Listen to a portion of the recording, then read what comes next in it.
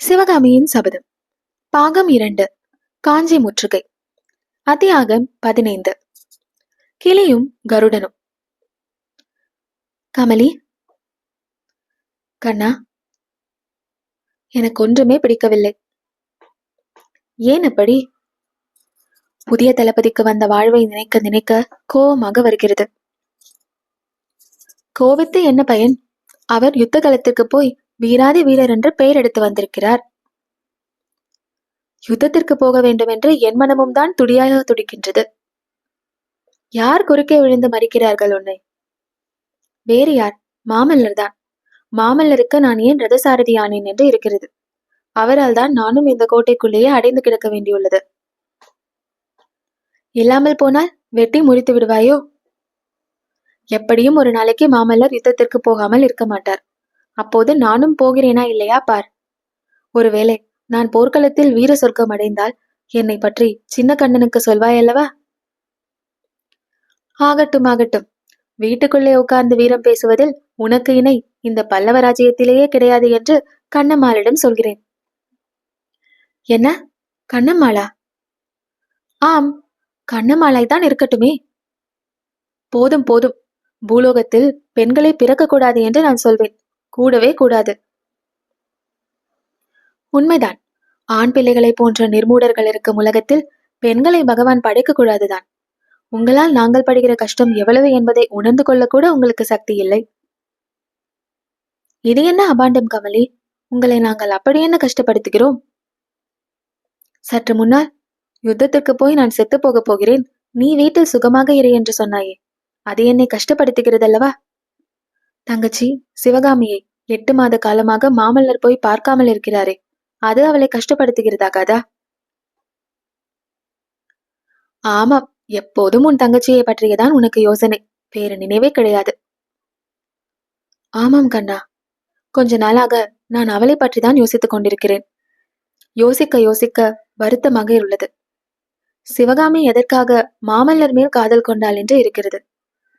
கிளி கிளியுடனும் குயில் குயிலுடனும் கூடி வாழ வேண்டும்.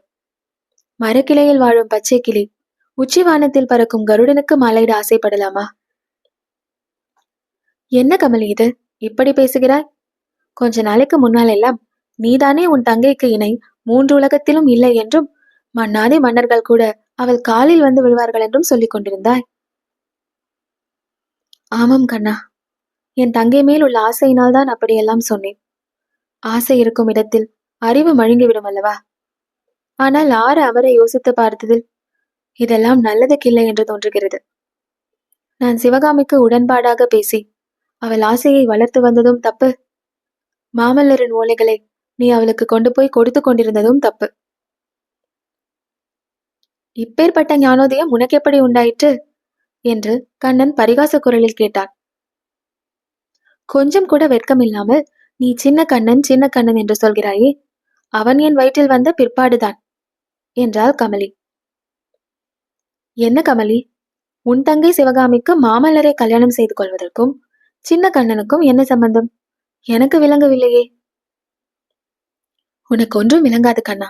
குதிரைகளோடு பழகி பழகி குதிரைகளுக்கு இருக்கும் அறிவுதான் உனக்கும் உள்ளது.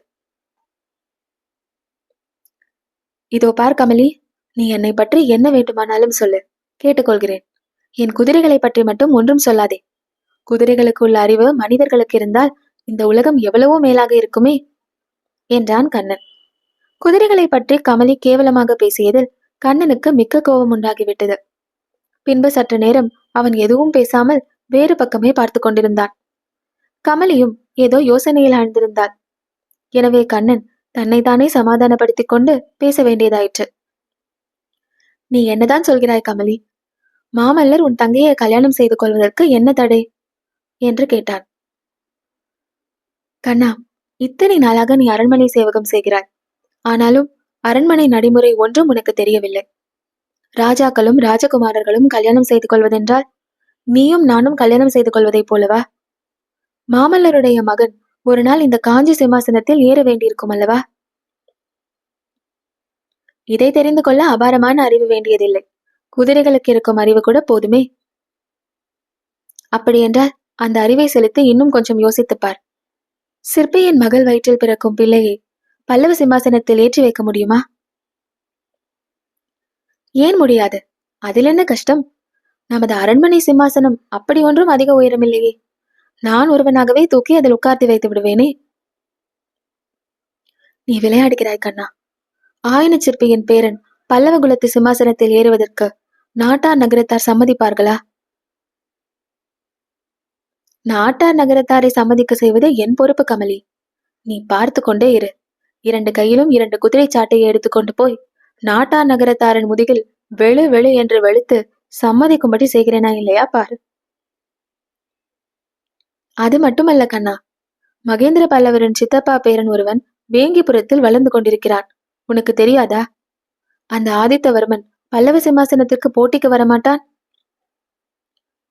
வரமாட்டான் கமலி, வரமாட்டான். வேங்கிபுரம் அடியோடு போய்விட்டது. வேங்கியோடு ஆதித்தவர்மனும் நாசமாக போய்விட்டான். இனிமேல் எவனும் வரமாட்டான். கண்ணா, மேலும் நமது குமார சக்கரவர்த்தி மற்ற தேசத்து ராஜகுமாரர்களைப் போல் இல்லையே. ஆசைக்கு சிவகாமியை கல்யாணம் செய்து கொண்டு பட்டத்துக்கு இன்னொரு ராஜகுமாரியை கல்யாணம் செய்து கொள்ள மாமல்லர் இணங்க மாட்டாரே. அவருடைய சுபாவம் மகேந்திர சக்கரவர்த்திக்கு நன்றாக தெரியும். ஏகபத்தினி விரதம் கொண்ட ராமனை போன்றவர் அல்லவா நமது மாமல்லர். ஆமாம் கமலி, சந்தேகமே இல்லை. மாமல்லர் அந்த விஷயத்தில் ராமனையும் கண்ணனையும் போன்றவர்தான். கோகுலத்து கண்ணனை சொல்லவில்லை, இந்த அயோத்தி ராமனையும் அந்த காஞ்சி கண்ணனையும் போன்றவர் என்று கண்ணபிரான் தன்னை சுட்டிக்காட்டி சொல்லவே கமலிக்கு சிரிப்பு பீரிட்டு கொண்டு வந்தது. கமலி, எனக்கு ஒரே அதிசயமாக இருக்கிறது. இவ்வளவு மர்மமான ராஜரிக விவகாரங்கள் எல்லாம் உனக்கு எப்படி தெரியும்? எல்லாம் எனக்கே தெரிந்து விடவில்லை கண்ணா. நானாக யோசித்ததில் கொஞ்சம் தெரிந்தது. ஒட்டு கேட்டதில் மற்றதெல்லாம் தெரிந்தது. எதை ஒட்டு கேட்டாய்?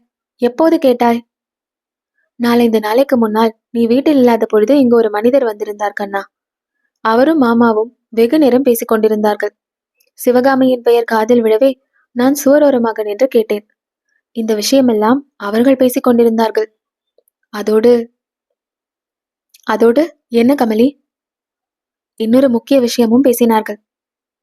சொல்லு. சிவகாமிக்கு மாமல்லர் ஓலை எழுதுவதும் அதை நீ கொண்டு போய் கொடுத்து வருவதும் உன் அப்பாவுக்கு தெரிந்திருக்கிறது. அதை பற்றி அந்த புது மனிதரிடம் சொல்லிக் கொண்டிருந்தார். ஆ, அந்த கிழக்கோட்டான், அந்த ராவண சன்னியாசி, அந்த ருத்ராட்ச பூனை அப்படியா செய்து கொண்டிருக்கிறது என்றான் கண்ணபிரான்.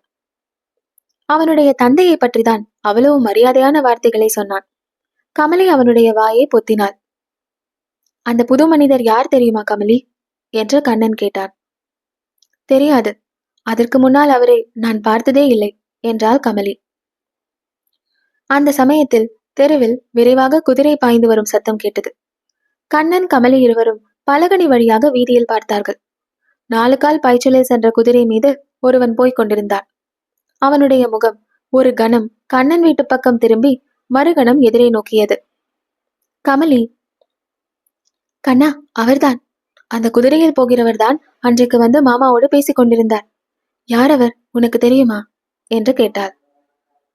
தெரியும் கமலி, அவர்தான் ஒற்றர் தலைவர் சத்ருக்னன். மகேந்திர சக்கரவர்த்தியிடம் போய்விட்டு திரும்பி வருகிறான். ஏதோ விசேஷ செய்தியை கொண்டு வருகிறான். நான் போய் தெரிந்து வருகிறேன் என்று கூறிவிட்டு கண்ணன் வெளியேறினான். ஒரு நாழிகைக்கெல்லாம் அந்த வீட்டு வாசலில் கடகட என்ற சத்தத்தோடு ரதம் வந்து நின்றது. கண்ணபிரான் ரதத்தின் முன்தட்டிலிருந்து குதித்து உள்ளே ஓடி வந்து சமையல் கட்டிலிருந்து வந்து கொண்டிருந்த கமலியின் மேல் மோதி கொண்டான். அவ்வளவு என்ன அவசரம் என்றாள் கமலி. கண்ணபிரான், என்ன அவசரமா? யுத்தத்துக்கு போகிற அவசரம்தான் என்றான். என்ன, யுத்தத்திற்கு போகிறாயா என்று கமலி பாய்ந்து வந்து கண்ணன் கழுத்தை தன் 2 கரங்களாலும் சேர்த்து கட்டி கொண்டாள்.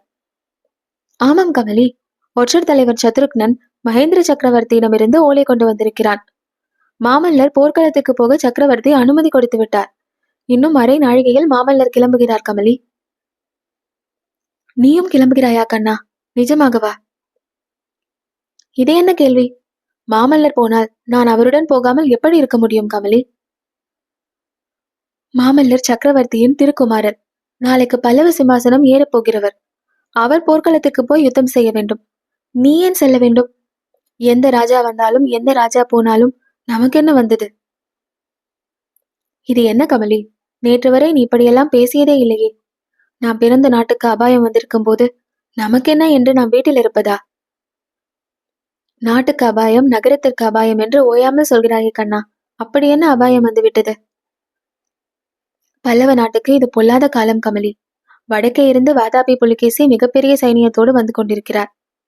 அந்த சைனியத்தை தான் சக்கரவர்த்தி தடுத்து நிறுத்தி கொண்டிருக்கிறார். இந்த பக்கத்தில் கங்க நாட்டு ராஜாவுக்கு அதற்குள் அவசரம் பொத்து கொண்டு விட்டது. புலிகேசிக்கு முன்னால் தான் காஞ்சிக்கு வந்துவிட வேண்டும் என்று மேற்கு திக்கிலிருந்து படையெடுத்து வந்து கொண்டிருக்கிறான். கங்க நாட்டு ராஜாவின் பேர் என்ன தெரியுமா? துர்விநீதன்.